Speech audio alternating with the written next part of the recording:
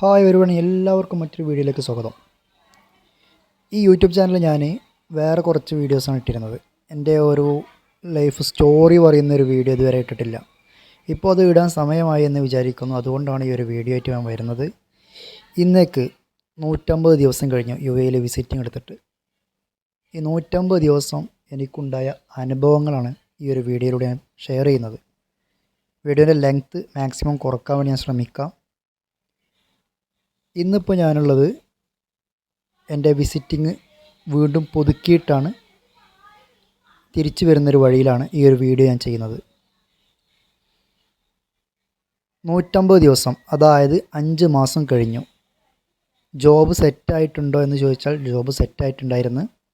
2 മാസം പ്ലസ് 1 മാസം, 3 മാസം ഞാൻ ഒരു കമ്പനിയിൽ വർക്ക് ചെയ്തു. കള്ളന്മാർ, കമ്പനിയിലുള്ള അതിൻ്റെ ഓണർമാർ കള്ളന്മാർ, അങ്ങനെ തന്നെ പറയാം.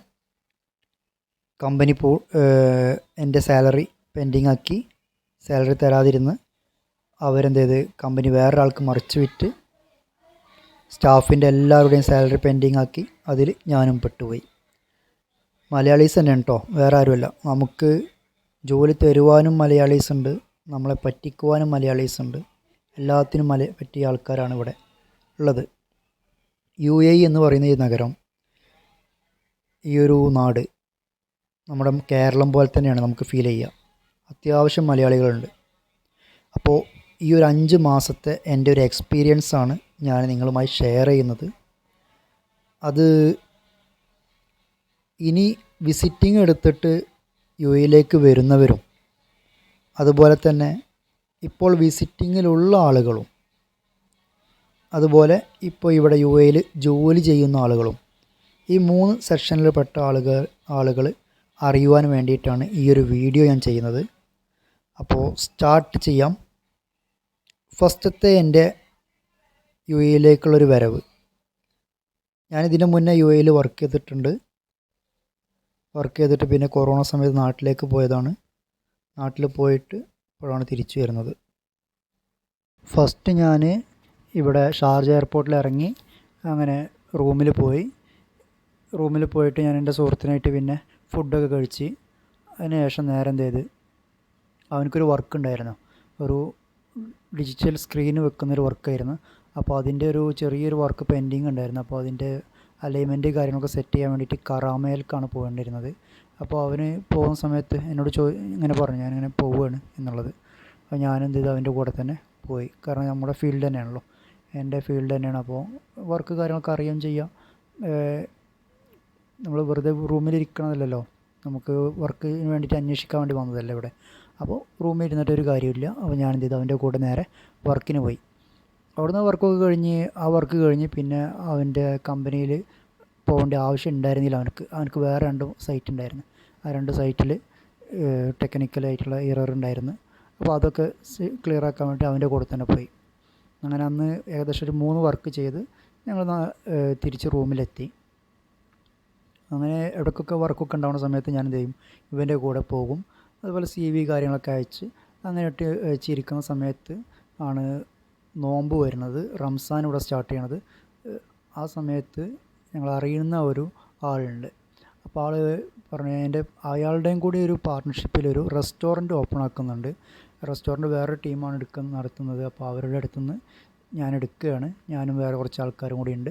അപ്പോൾ നിനക്കതിൽ അക്കൗണ്ട്സ് കൈകാര്യം ചെയ്യാൻ കഴിയുമോ, മാനേജറായിട്ട് അവിടെ പോകാൻ പറ്റുമോ, വർക്ക് ചെയ്യാൻ കഴിയുമോ, അക്കൗണ്ട്സ് ഫുള്ള് നോക്കണം എന്നൊക്കെ ചോദിച്ചു എൻ്റെ അടുത്ത്. അപ്പോൾ ഞാൻ പറഞ്ഞു ആയിക്കോട്ടെ, ഞാൻ നോക്കാം, കുഴപ്പമില്ല. അപ്പോൾ എന്നെ സംബന്ധിച്ചിടത്തോളം അക്കൗണ്ട്സ് IT ഫീൽഡിൽ വരുന്ന സംഭവം തന്നെയാണ്. ഇനി ഏത് ജോലിയാണെങ്കിലും നമ്മൾ ചെയ്യാൻ വേണ്ടിയിട്ട് തയ്യാറെടുത്തിട്ട് ആ രീതിയിലുള്ള CV ക്യാൻവ എന്ന് പറഞ്ഞ സോഫ്റ്റ്വെയറിൽ എഡിറ്റ് ചെയ്ത് അങ്ങനെ ഓരോ കമ്പനിക്കും അതിൻ്റേതായ രീതിയിലുള്ള CV ആണ് ഞാൻ അയച്ചുകൊണ്ടിരുന്നത്. അപ്പോൾ ഇയാൾ ഇങ്ങനൊരു ഓപ്പർച്യൂണിറ്റി പറഞ്ഞപ്പോൾ ഞാൻ ഓക്കെ എന്നും പറഞ്ഞ് അങ്ങനെയാണ് ആ ഒരു റെസ്റ്റോറൻറ്റിലേക്ക് ഞാൻ പോകുന്നത്. അതിൻ്റെ ഇടയിൽ എൻ്റെ 2ാമത്തെ വിസിറ്റിംഗ് പുതുക്കാൻ, ഫസ്റ്റ് വിസിറ്റിംഗ് കഴിഞ്ഞു, വീണ്ടും വിസിറ്റിംഗ് പുതുക്കേണ്ട ഒരു ആവശ്യം വന്നു. അപ്പോൾ ആ സമയത്ത് ഇവരെന്ത് ചെയ്ത്, എടുത്ത് ഞാൻ ആദ്യമായിട്ട് ജോലിക്ക് കയറുകയാണല്ലോ. അപ്പോൾ എന്നോട് പറഞ്ഞു, ഈ വിസിറ്റിംഗ് നീ പുതുക്ക്, അടുത്ത വിസിറ്റിംഗ് സമയത്ത് നമുക്ക് എന്ത് ചെയ്യാം, വിസ അടിക്കാം, അവിടെ വിസ അടിക്കാമല്ലോ എന്ന് പറഞ്ഞു. അങ്ങനെ ഞാൻ വിസിറ്റിംഗ് പുതുക്കാൻ വേണ്ടി നോക്കുന്ന സമയത്ത് ആണ് നമ്മുടെ പ്രളയം വരുന്നത്. പ്രളയത്തിൻ്റെ സമയമാണ്, ദുബായിൽ മഴ വന്നിട്ടുള്ള ആ ഒരു സമയമായിരുന്നു. അങ്ങനെ ഞാൻ എന്ത് ചെയ്തു, വിസിറ്റിംഗ് പുതുക്കാൻ വേണ്ടിയിട്ട് ഫ്ലൈറ്റിന് കൊടുത്ത്, ബസ്സിന് പോകാൻ കഴിയില്ല എന്ന് പറഞ്ഞ് ഫ്ലൈറ്റിന് കൊടുത്ത് അന്ന് ഫുള്ള് മഴ ആയതിൻ്റെ പേരിൽ ആ ദിവസം വിസിറ്റിംഗ് പുതുക്കേണ്ട ഒരു ദിവസം ഫ്ലൈറ്റൊക്കെ ബന്ദായി. എനിക്കന്ന് ഇവിടുന്ന് എക്സിറ്റ് ആവും വേണം, കാരണം എക്സിറ്റ് ആയില്ല എന്നുണ്ടെങ്കിൽ പ്രശ്നമാണ്. അങ്ങനെ ഇരിക്കുന്ന സമയത്ത് ബസ്സിലേക്ക് പോകുക എന്ന് പറഞ്ഞവർ, ട്രാവൽസിൽ നിന്ന് ബസ്സിലേക്ക് പോകാം, ബസ്സിൽ നോക്കട്ടെ വേക്കൻ്റ് ഉണ്ടെങ്കിൽ അങ്ങനെ പോകാം, ഒമാനിൽ പോയിട്ട് നിങ്ങൾ വിസിറ്റിംഗ് പുതുക്കി വന്നാൽ മതി, അറേഞ്ച് ചെയ്യാമെന്ന് പറഞ്ഞു. രാവിലെ വിളിക്കാമെന്നും പറഞ്ഞു. രാവിലെ ഞാനൊരു 6 മണി സമയത്ത് വിളിച്ചു നോക്കുമ്പോൾ ഇവർ പറഞ്ഞു ബസ്സിൽ ഫുള്ളാണ്, നമുക്ക് പോകാൻ കഴിയില്ല, ഒന്നും ചെയ്യാൻ പറ്റാത്തൊരവസ്ഥയാണ് എന്ന് പറഞ്ഞു. അപ്പോൾ ഒരു ഫണ്ട് റീഫണ്ട് ചെയ്യാന്നുള്ള ആ ഒരു ഓപ്ഷനൊക്കെയാണ് പിന്നെ പറയണത്. നമുക്ക് എന്തായിരുന്നാലും ഇവിടുന്ന് ഔട്ടാവണമല്ലോ. ഞാൻ പിന്നെ നാട്ടിലേക്ക് വിളിച്ച് എൻ്റെ ഫ്രണ്ടിനോട് പറഞ്ഞിട്ട് അവിടെ നിന്നാണ് ഞാൻ വിസിറ്റിംഗ് എടുത്ത് വന്നത്. അപ്പോൾ അവൻ്റെ അടുത്ത് പറഞ്ഞ് ഞാൻ ഇങ്ങനെ ഒരു പ്രശ്നത്തിൽ നിൽക്കുകയാണ്. അപ്പോൾ അവരെന്ത് ചെയ്തു, അവിടുന്ന് വിസ എക്സ്റ്റെൻഡ് ചെയ്യാമെന്ന് പറഞ്ഞു. എക്സ്റ്റെൻഡ് ചെയ്യുമ്പോൾ നമുക്ക് നഷ്ടമാണ്, ഇവിടുന്ന് ഒമാനിൽ പോയിട്ട് വരേണ്ട അതേ എമൗണ്ട് കൊടുക്കും വേണം, പക്ഷേ 1 മാസത്തെ കിട്ടുള്ളൂ നമുക്ക്. അപ്പം അങ്ങനത്തെ ഒരു വിഷയം വന്നതിൽ 1 മാസമെങ്കിൽ 1 മാസം, ഇവിടുത്തെ റൂൾ അനുസരിച്ച് നമ്മൾ ഇവിടെ പെട്ടുപോകാൻ പാടില്ലല്ലോ, ആ രീതിയിൽ തന്നെ നമ്മൾ നിൽക്കണ്ടേ, ആ റൂളിനനുസരിച്ച് നിൽക്കണ്ടേ ഇവിടെ. ഞാനിത് ചെയ്ത് വിസ എക്സ്റ്റെൻഡ് ചെയ്യാൻ കൊടുത്ത് 22,500 അതിൻ്റെ ക്യാഷ് വന്ന് അങ്ങനെ വിസ എക്സ്റ്റെൻഡ് ചെയ്യാൻ കൊടുത്ത്. ആ സമയത്ത് എൻ്റെ കയ്യിൽ നാട്ടിൽ ബാങ്കിൽ ക്യാഷ് ഉണ്ടായിരുന്നില്ല. വേറെ സുഹൃത്തിനോട് ക്യാഷ് അറേഞ്ച് ചെയ്തിട്ട് ഞാൻ എന്ത് ചെയ്ത് നാട്ടിലേക്ക് അവനക്ക് അയച്ചു കൊടുത്തു, എൻ്റെ അക്കൗണ്ട് നമ്പർ കൊടുത്തിട്ട് അങ്ങനെ എനിക്ക് അയച്ചു കൊടുത്തു. ആ സുഹൃത്ത് മലയാളി തന്നെയാണ്, ഇവിടെ വർക്ക് ചെയ്യുന്ന ഒരാളും കൂടിയാണ്. അപ്പോൾ അങ്ങനെ അത് വിസ എക്സ്റ്റെൻഡ് ചെയ്ത് ഞാൻ വീണ്ടും ജോലിക്ക് കയറി. 2ാമത്തെ ദിവസമാണ് വിസ തീരുന്ന വിഷയം വരുന്നത്. അപ്പോഴാണ് അവർ എന്നോട് ഇങ്ങനെ പറഞ്ഞത്. അങ്ങനെ ഞാൻ വിസ എക്സ്റ്റെൻഡ് ചെയ്ത് ഞാൻ അവിടെ തന്നെ വീണ്ടും സ്റ്റാർട്ട് ചെയ്ത്. അങ്ങനെ ഫസ്റ്റത്തെ മാസം കുഴപ്പമില്ലാത്ത രീതിയിൽ പോയി. ഈ സാലറി കൊടുക്കുന്നത് ഇവർ എല്ലാ മാസവും 10-ാം തീയതിയാണ് സാലറി കൊടുക്കുന്നത്. അവിടെ വന്നിട്ട് ഇവർ എല്ലാവർക്കും സാലറി കൊടുത്ത് ഒരു രാത്രി വന്നിട്ടാണ് സാലറി കൊടുത്തത്. എൻ്റെ ഡ്യൂട്ടി എന്ന് പറഞ്ഞാൽ രാവിലെ ആണ് എൻ്റെ ഷിഫ്റ്റ് വരുന്നത്, ഡേ ഷിഫ്റ്റാണ് എനിക്കുണ്ടായിരുന്നത്. അത് വൈകിട്ട് 6 മണിയാകുമ്പോൾ എൻ്റെ ഷിഫ്റ്റ് അവസാനിക്കും. പിന്നെ വേറെ ആളായിരിക്കും കൗണ്ടറിലുണ്ടാവുക. പിന്നെ ഇടയ്ക്ക് ഞാൻ പോയിട്ട് കാര്യങ്ങളൊക്കെ മാനേജ് ചെയ്യും, പർച്ചേസിങ് കാര്യങ്ങളൊക്കെ നോക്കും, എന്തൊക്കെ സാധനങ്ങളാണ് ഷോർട്ടുള്ളത് അതിനുള്ള പർച്ചേസ് ചെയ്യാനുള്ള ഓർഡർ കൊടുത്തിട്ടാണ് ഞാൻ രാത്രി റൂമിൽ വന്നിട്ട് കിടന്നുറങ്ങാറ്. സത്യം പറഞ്ഞിട്ടുണ്ടെങ്കിൽ ആ ഡ്യൂട്ടി സമയത്ത് മാത്രമല്ല ഡ്യൂട്ടി ചെയ്തിട്ടുള്ളത്, അതിനേക്കാൾ കൂടുതൽ സമയത്ത് ഞാൻ ഡ്യൂട്ടി ചെയ്തിട്ടുണ്ട്. ഇങ്ങനെയുള്ള കാര്യങ്ങളൊക്കെ അറേഞ്ച് ചെയ്തിട്ട് അത്രയ്ക്കും ഞാൻ സിൻസിയറായിട്ട് അവിടെ വർക്ക് ചെയ്ത്. സാലറി കൊടുക്കുന്ന ദിവസം രാത്രി വന്നിട്ട് സാലറി എല്ലാവർക്കും കൊടുത്ത്. ഞങ്ങൾ ഡേ ഷിഫ്റ്റിലുണ്ടായിരുന്ന ഒരു 4 ആൾക്കാർക്ക് സാലറി പെൻഡിങ് ആക്കി വെച്ച്. ചോദിച്ചു സാലറി കിട്ടിയില്ലല്ലോ, എന്താണ്? ഇല്ല കുഴപ്പമില്ല, നിനക്ക് സാലറി തരാം, കയ്യിലുണ്ടായിരുന്ന ക്യാഷ് ഫുള്ള് കഴിഞ്ഞു, അതുകൊണ്ടാണ് നിങ്ങളത് സാലറി പെൻഡിങ് ആയത്, അയച്ചു തരട്ടോ എന്ന് പറഞ്ഞു. അപ്പോൾ ഞാൻ പറഞ്ഞു ഒരു അർജൻറ്റായിട്ടൊരു നാട്ടിലേക്ക് ഒരു 1000 ദിർഹംസ് അയക്കേണ്ടതുണ്ട്, കാരണം ഇവിടുത്തെ ഒരു 25 നാട്ടിലത്തെ ഒരു 25,000 രൂപ നാട്ടിലേക്ക് അയക്കണം, അപ്പോൾ അതൊന്ന് അയച്ചു തരുമെന്ന് ചോദിച്ചു. ബാക്കി എമൗണ്ട് എൻ്റെ കയ്യിൽ തന്നാൽ മതി എന്ന് പറഞ്ഞു. അപ്പോൾ അർജൻറ്റായിട്ട് എനിക്കതാണ് വേണ്ടത്, കാരണം നമ്മളും കൂടി അറിയുന്ന ഒരാളും കൂടിയാണല്ലോ, നമ്മളങ്ങനെ ഒരു ജോലി ഇല്ലാത്ത സമയത്ത് ഹെൽപ്പ് ചെയ്ത ഒരാളാണല്ലോ. അതൊക്കെ വിചാരിച്ചിട്ടാണ് ഞാൻ അങ്ങനെ പറഞ്ഞത്. ആൾ അയക്കാം എന്ന് പറഞ്ഞു എൻ്റെ അടുത്ത്. പക്ഷേ ഇവർ അയച്ചില്ല, ഈ ക്യാഷ് ഒരിക്കലും നാട്ടിലേക്ക് ഇവർ സെൻഡ് ചെയ്തില്ല. ഞാൻ ചോദിക്കുമ്പോൾ നമുക്ക് ക്ലിയർ ആക്കാം എന്ന് പറഞ്ഞിട്ട് ഇങ്ങനെ നീട്ടിക്കൊണ്ടുപോയി. വീട്ടിലാണെങ്കിൽ ചിലവിന് ക്യാഷ് ഇല്ലാത്ത വിഷയം. അങ്ങനെ ഞാൻ വേറൊരു ഫ്രണ്ടിനെ വിളിച്ചിട്ട് ക്യാഷ് അറേഞ്ച് ചെയ്ത് വീട്ടിലത്തെ കാര്യങ്ങൾ സെറ്റാക്കി. പക്ഷേ ഇവരിതുവരെ ക്യാഷ് അയച്ചില്ല. അപ്പോൾ അവിടെ മുതലേ പ്രശ്നമായി തുടങ്ങി. പിന്നെ 2ാമത്തെ മാസം ഇതുപോലെ സ്റ്റാർട്ട് ചെയ്ത് 2ാമത്തെ മാസം പകുതി ആയപ്പോൾ ഇവർ എന്ത് ചെയ്ത്, പാർട്ട്ണർമാർ തമ്മിൽ ചെറിയൊരു ഇഷ്യൂസ് ഉണ്ടായി. അങ്ങനെ ഇഷ്യൂസ് ഉണ്ടായിട്ട് ബാങ്ക് അക്കൗണ്ടിലേക്ക് നമ്മൾ സ്വൈപ്പ് ചെയ്യാറ്, കാർഡിൽ വരുന്ന ക്യാഷൊക്കെ വേറൊരാൾ അക്കൗണ്ടിലേക്കാണ് പോകുന്നത്, വേറെ ഷോപ്പിൻ്റെ അക്കൗണ്ടിലേക്കാണ് പോകുന്നത്. അപ്പോൾ അയാൾ ആ കാർഡ് എടുത്തു വെച്ച് ആ ക്യാഷ് അയാൾ അടിച്ചു മാറ്റുകയാണ് ചെയ്തത്. അങ്ങനൊരു വിഷയം ഉണ്ടായി അവിടെ. ഇവരെ പാർട്ട്ണറായിട്ടുള്ള ഒരാൾ തന്നെയാണ്, ഇവർക്ക് പല ഷോപ്പുകളുണ്ട്, അതിലുള്ള പാർട്ട്ണറാണ്. അടിച്ചു മാറ്റുക എന്ന് ഞാൻ പറഞ്ഞത്, അയാൾ ആ ക്യാഷ് അവിടെ ബ്ലോക്കാക്കി വെച്ച്. കാരണം ഈ ഒരു റെസ്റ്റോറൻറ്റിൽ സെയിൽ കുറവാണ്, ഇവിടെ നഷ്ടമാണ്, ഇതിന് മുന്നേ നമ്മൾ വാങ്ങിയ ആൾ കുറേ കാര്യങ്ങൾ ക്ലിയർ ആക്കാനുണ്ട്, അയാൾ പഴയ സ്റ്റാഫിൻ്റെ സാലറി പെൻഡിങ് ഉണ്ട്, റൂമിൻ്റെ റെൻറ്റ് പെൻഡിങ് ഉണ്ട്, അതൊക്കെ അയാൾ ക്ലിയർ ആക്കിയിട്ടേ നമുക്ക് ഓപ്പൺ ആക്കാൻ കഴിയുള്ളൂ എന്ന് പറഞ്ഞിട്ട് ഇയാൾ ഒരു പാർട്ട്ണർ ക്യാഷൊക്കെ ഹോൾഡ് ചെയ്ത് വെച്ച്. പർച്ചേസിങ്ങിന് ക്യാഷില്ല, ഒന്നിനും ക്യാഷില്ല. അപ്പോൾ വേറൊരു പാർട്ട്ണർ എന്നെ വിളിച്ച് പറഞ്ഞു നമുക്ക് വേറൊരു കാർഡ് മെഷീൻ അവിടെ കൊണ്ടുവന്ന് വെക്കാം, അപ്പോൾ അതിലേക്ക് സ്വൈപ്പ് ചെയ്താൽ മതി, അവൻ്റെ കാർഡിൽ സ്വൈപ്പ് ചെയ്യേണ്ട എന്ന് പറഞ്ഞു. ഓക്കെ, പറയുന്നതല്ലേ നമുക്ക് കേൾക്കാൻ കഴിയുള്ളൂ. ഓക്കെ, സ്വൈപ്പ് ചെയ്യണില്ല എന്ന് പറഞ്ഞ് ഞാൻ അയാൾ തന്ന കാർഡ് മെഷീൻ വെച്ച്. ഇങ്ങനത്തെയൊക്കെ വിഷയങ്ങളുണ്ട് എന്ന് എന്നോട് പറഞ്ഞു. അപ്പോൾ ഓക്കെ, ഒരിക്കലും ഇയാളിങ്ങനെ ചീറ്റ് ചെയ്തതിൻ്റെ പേരിൽ അയാളെ അക്കൗണ്ടിലേക്ക് ക്യാഷ് ഇടണ്ട, ഇവർ തരുന്ന വേറൊരു കാർഡ് മെഷീനിൽ സ്വൈപ്പ് ചെയ്യുക എന്നുള്ള രീതിയിൽ അവിടെ വെച്ച് ആ കാർഡ് മെഷീനിൽ സ്വൈപ്പ് ചെയ്തുകൊണ്ടിരിക്കുന്ന സമയത്ത് ഇവിടെ പർച്ചേസിങ്ങിൻ്റെ ക്യാഷ് പെൻഡിങ് വന്ന് പർച്ചേസ് ചെയ്യാൻ ക്യാഷ് ഇല്ലാതായി. അവസാനം ഈ കാർഡ് തന്ന ആളെന്ത് ചെയ്ത് 2500 ദിർഹംസോളം അതിൽ സ്വൈപ്പ് ചെയ്ത് പോയി. അയാൾ ആ ക്യാഷ് അയാളും സേവ് ചെയ്ത് വെച്ച്. സത്യം പറയണമെങ്കിൽ ഒരു പാർട്ട്ണർഷിപ്പിൽ ഇവർ വന്നിട്ട് ഇവരെല്ലാവരും കള്ളത്തരം കാണിച്ചുകൊണ്ടിരിക്കുകയാണ്. ഒരു ദിവസം ഒറ്റ അടിക്ക് ഇവരെന്ത് ചെയ്ത്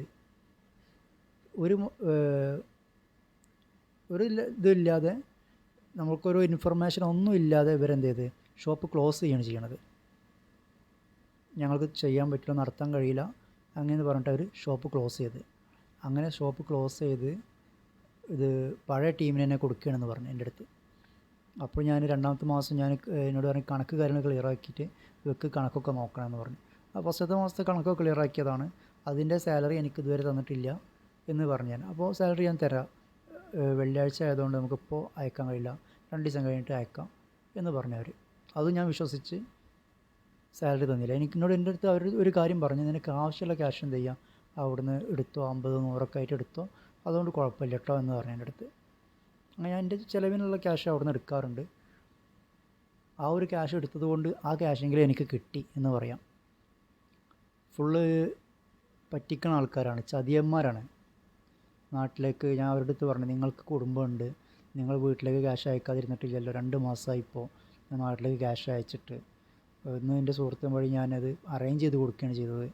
അപ്പോൾ വീട്ടിൽ പ്രശ്നമാണ്, സ്കൂൾ തുറക്കുന്ന സമയമാണ്, കുട്ടികൾക്ക് ഡ്രസ്സ് വാങ്ങണം, യൂണിഫോം, അതുപോലെ ബുക്കുകൾ, ഇതൊക്കെ വാങ്ങണം. നിങ്ങളുടെ വീട്ടിൽ ഇതൊക്കെ വിഷയങ്ങളില്ലേ, അപ്പോൾ എത്രത്തോളം എക്സ്പെൻസ് ആണ് എന്നുള്ളത് നിങ്ങൾക്ക് അറിയാമല്ലോ എന്നൊക്കെ ഞാൻ ചോദിച്ചവരടുത്ത് കാര്യങ്ങളൊക്കെ പറഞ്ഞിട്ടുണ്ടായിരുന്നു. പക്ഷെ അവർ അയക്കാമെന്ന് പറഞ്ഞിട്ട് എന്നെ പറ്റിക്കുകയാണ് ചെയ്തത്. നമ്മൾ അറിയുന്ന ഒരാളായതിൻ്റെ പേരിൽ എനിക്കൊന്നും ചെയ്യാനും കഴിയണില്ല. അങ്ങനെ അവസാനം ഇവരെന്ത് ചെയ്ത് വേറെ ഇതിന് മുന്നേ എടുത്ത ആൾക്കാർ എന്നെ കൊടുത്ത്. അപ്പോൾ അവർ എന്നെ വിളിച്ചിരുന്നു, നീ അവിടെ നിൽക്കണം, ക്യാഷിൽ നോക്കണം, നിൻ്റെ പഴയ പോസ്റ്റ് തന്നെ നിനക്ക് തരാം. അപ്പോൾ ഞാൻ പറയും എൻ്റെ സാലറി ഒക്കെ പെൻഡിങ്, എനിക്കവിടെ നിൽക്കാൻ കഴിയില്ല, സാലറി ഒക്കെ ഞങ്ങൾ വാങ്ങിച്ചു തരാം, അവരിങ്ങനെ പെട്ടെന്ന് പോയതാണ്, അവരൊക്കെ ഒന്ന് സാലറി ഒക്കെ ഞങ്ങൾ വാങ്ങിച്ചു തരാം, ഞങ്ങളുടെ കയ്യിൽ ക്യാഷ് ഉണ്ട്, അവരെ ക്യാഷ് ഞങ്ങളുടെ കയ്യിലുണ്ട്, ക്ലിയറാക്കി തരാം, നിനക്ക് എന്താ ആവശ്യമുള്ളത് വെച്ചാൽ നീ അവിടെ നിർത്തുക എന്നൊക്കെ പറഞ്ഞു എൻ്റെ അടുത്ത്. അങ്ങനെ പുതിയ മാനേജ്മെൻറ്റിൻ്റെ കൂടെ വീണ്ടും വർക്ക് സ്റ്റാർട്ട് ചെയ്ത് അതൊരു 23 ദിവസമായപ്പോൾ അവരിതുപോലെ എന്ത് ചെയ്ത്, നാളെ മുതൽ നമുക്ക് ഷോപ്പ് ക്ലോസ് ചെയ്യാം, ഷോപ്പ് ഓപ്പൺ ആക്കണ്ട, നമുക്ക് കുറച്ച് മെയിൻ്റനൻസ് വർക്ക് ഉണ്ട് എന്ന് പറഞ്ഞിട്ട് അവർ ക്ലോസ് ചെയ്ത്. അപ്പോൾ അവരേക്ക് നിന്നാണ് പിന്നെയും കുറച്ചെങ്കിലും ഞാൻ കുറേശ്ശായിട്ട് എൻ്റെ സാലറി ഞാൻ എടുത്തത്. ഇനിയും അതിൽ ബാക്കിയാണ് 700 ദിർഹംസാണ് സാലറി ആയിട്ട് പിന്നെ ഞാൻ എടുത്തത്. അപ്പോൾ ഇവർ 23-ാം തീയതി വീണ്ടും ഷോപ്പ് ക്ലോസ് ചെയ്ത്. പിന്നെ അത് ഇന്ന് വരെ അത് ഓപ്പൺ ആക്കിയിട്ടില്ല. ഷോപ്പ് ക്ലോസ് ചെയ്യുക മാത്രമല്ല, റൂമിൽ കറണ്ടില്ല. കറണ്ട് ചെക്ക് ബോണസായിട്ട് റൂമിൻ്റെ കറണ്ട് കട്ട് ചെയ്ത്, ആദ്യം വെള്ളവും കട്ട് ചെയ്തിരുന്ന്, അങ്ങനെ കറണ്ട് ഇല്ലാത്ത റൂം, പിന്നെ വെള്ളം പിന്നെ അവർ ഓപ്പൺ ആക്കി തന്ന്, അങ്ങനത്തെ ഒരു വിഷയം വന്ന്. കിച്ചൺ ക്ലോസ് ആണ്, ഫുഡ് ഉണ്ടാക്കാൻ കഴിയില്ല, ഫുഡ് പുറത്തുനിന്ന് വാങ്ങിച്ച് കഴിക്കേണ്ട ഒരു സ്ഥിതി വന്ന്.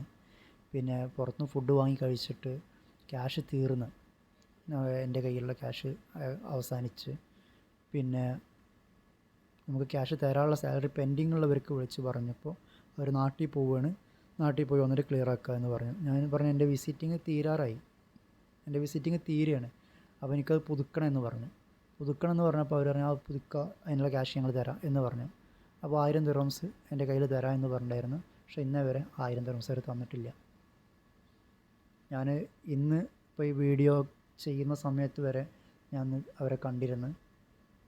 അവരോട് സാലറി ചോദിച്ചപ്പോൾ എൻ്റെ അടുത്ത് പറഞ്ഞത്, നിൻ്റെ സാലറി തരാം, അവരാരും തന്നില്ലെങ്കിൽ ഞാൻ തരും നിൻ്റെ സാലറി എന്ന് പറഞ്ഞിട്ട് ഇന്നേ വരെ സാലറി തന്നിട്ടില്ല. ഇത് സംഭവം എന്താണെന്ന് വെച്ചാൽ, ഞാൻ ഈ വീഡിയോ ഇവിടെ ചെയ്യുന്നതിൻ്റെ ഉദ്ദേശം എന്താണെന്ന് വെച്ചാൽ, ഒരുപാട് മലയാളീസ് ഇതുപോലെ പറ്റിക്കപ്പെടുന്നുണ്ട്.